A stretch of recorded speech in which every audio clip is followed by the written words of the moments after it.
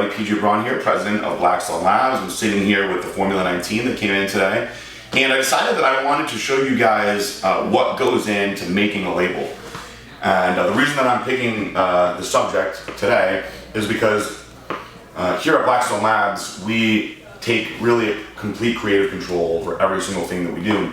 And we don't just, look online and see like what's a good product that we could make. We actually design the products ourselves. We design the labels ourselves. Everything that we do in-house.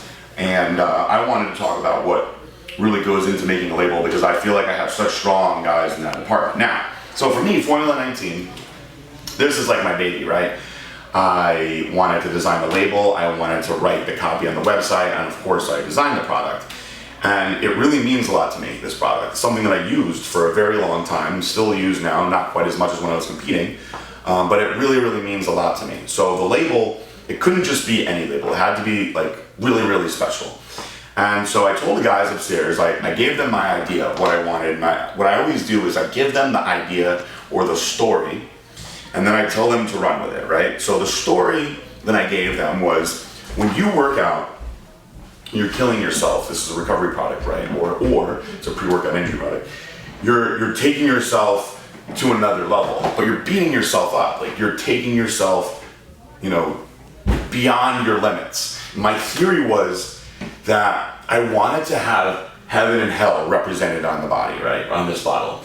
Because you're killing yourself, right? You're taking yourself through hell to get to this dream, desired, out of this world look, which is obviously represented by heaven, right? So it sounds kind of crazy, but I think some of you guys can follow along with what I'm getting at, right? So you take yourself through hell to get to heaven. But what I wanted was Formula 19 to represent like that barrier, like that crossroads, the path. So they came back to me with some ideas, and we started spinning, going forward, and you'll see some of the footage. I have some old footage that we videotaped one day when we were working on this, and we started getting really, really into it, where I wanted to have a devil, like an evil demon in my hell, and I wanted to have an angel in heaven. So you guys at home, when you buy your Formula 19, if you look at this really, really close, there's actually a devil down here, and there is an angel reaching down from heaven.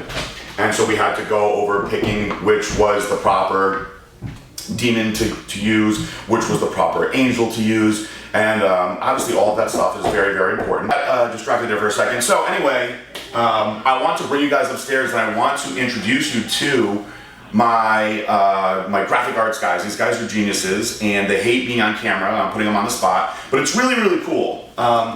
And I think you guys will be very interested in just how much goes into this. It's so much more than you would ever imagine. So we're gonna go upstairs. So I'm upstairs now, and this is a number of departments in one, but I have David, who's the head of the IT department, and I have Grant. And David hired Grant, and he hired him for a reason. He's very artistic, and he's very talented with his artistic ability, and you put that together. The art and the talent and David's supervision, and you get some really badass labels. So there's, like I said, a lot that goes into a label, so I figured why not have the guys that actually do them explain it a little more. So I want to bring the camera back here and actually get it on the screen a little bit too, and show you guys the beginning of a label, like how it first starts when you have an idea, and the steps that you have to go through to the end. So I'll turn it over to David, because I don't even know what any of these terms or anything are called for a second, and he can tell you how it all starts. Typically is we have a conversation with PJ, actually is where it all begins, where he gives us an idea, and we have to then take his idea, his words, and actually translate it into a digital graphic. An example would be for Cobra 6P, he wanted to make sure there was a cobra in the background, or the head of a snake with some skulls in it, etc. And that's pretty much all the direction we had, and we have to go and translate that. We didn't do that label per se, but that's how the direction starts. We get a base idea, and then we have to go and make it a reality. So what Grant and I did is we talked for a little bit, discussed some ideas. How can we make this look good for the consumer, make it pop on a shelf, but also meet PJ's goals and PJ's expectations? And Grant sort of starts doing some research online. We go look at the labels and not necessarily copy them, but actually improve on them. The goal is never just do what other people have done, it's to always do things better than have been done before. And then we go back and forth with PJ. There's multiple steps. We'll start off in Photoshop by just doing a draft, a mock-up. It's not actually a working label. There's no layers or anything. In Illustrator, there's no holographics done yet. It's all just sketches, essentially. And then Grant comes in once we get the changes made with PJ, and we decide, well, what would this be cool? Let's go ahead and see if PJ would like this idea. Many times he does not. And that's actually a good thing, is if you always like things the first time, that means we're not pushing the envelope, or we're just doing what we know would get through.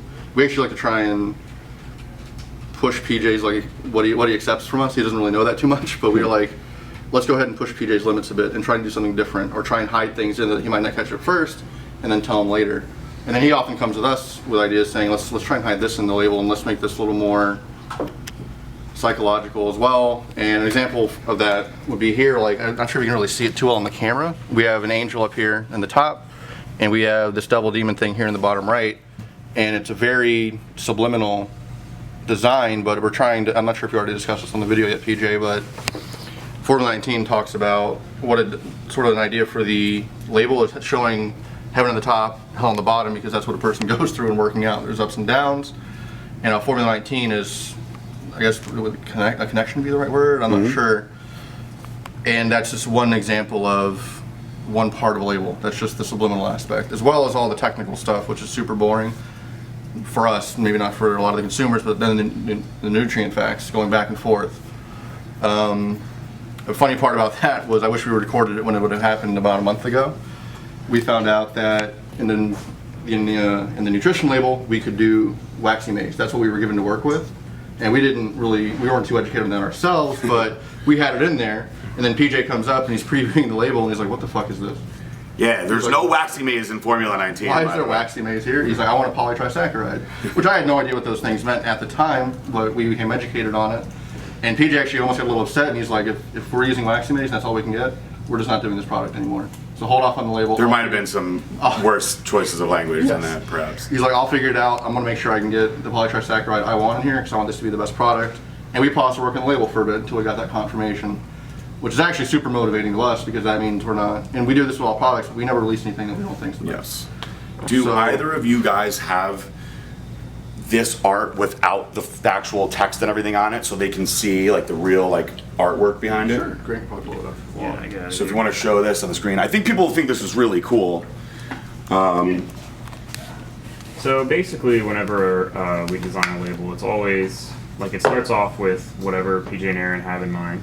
Luckily, he had some basic ideas of like lightning and the divide, so I could take that and I gathered some images. So like, I'll start by getting rid of all the elements backwards, and then I'll show you how I added them on in order. So this is pretty simple. I started off with some clouds, one layer here. I duplicated it to have that effect, and then I did some shading to give it a little more contrast. After that, I put in some lightning, because that makes everything cooler.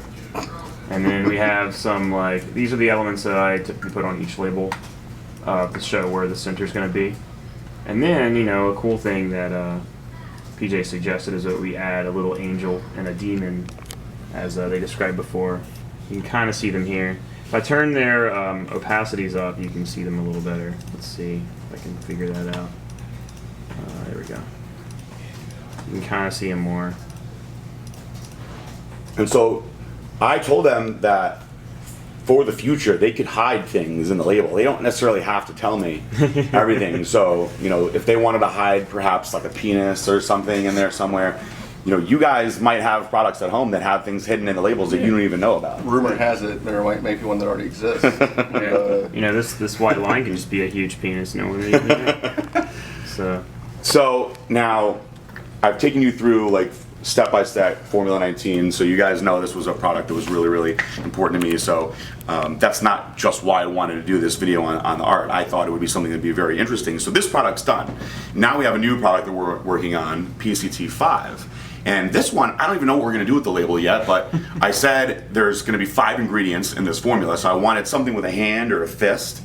And the old PCT product had a shield on it, so I wanted something to be better than that. And so this is where we are so far with the PCT5. And you can see that's a pretty wild label, but you know, Blackstone Labs, if you look to the right, he's got a ton of our products here. I mean, we've got some crazy labels, and there's not another company that really does it like that. Because if you think about it, if you look at, you know, BPI, BSN, all these companies, they've got a set template that they use. It's like white and black, and they kind of change the name, right? But for us, we change the art on every bottle. This is one of our older products, the Angel Dust, which is now Dust V2. This is kind of a more modern version of the original art from a few years ago when we first started it. But each product is its own piece of art. And I think that's really, really cool. And I know there's a lot of people out there that appreciate that. And this is what happens behind the scenes to make it happen. And these are my geniuses, my minions. And, you know, this product right here might not look anything like that in the end, but you're seeing it here first in this video. And if you appreciate it, you guys want to see more cool behind the scenes stuff like this, let me know, and we'll do some more. For my genius department and the rest of customer service and everybody else upstairs, PJ Braun, President of Blackstone Labs. Peace out, bye.